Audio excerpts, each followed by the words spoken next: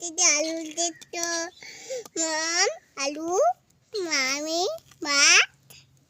কি রান্না করতেছো? এই যে দুধল এই দুটো। কে খাবে? আমার মা খাবে। কি খাবো? ওটা অন্য নিছো?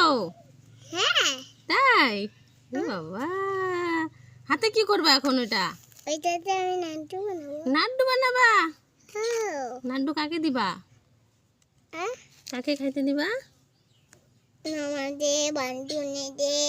তাই? তবে রাজে দেবো। সবাইকে খাইতে দিবা? ওটা লাড্ডু হইলো?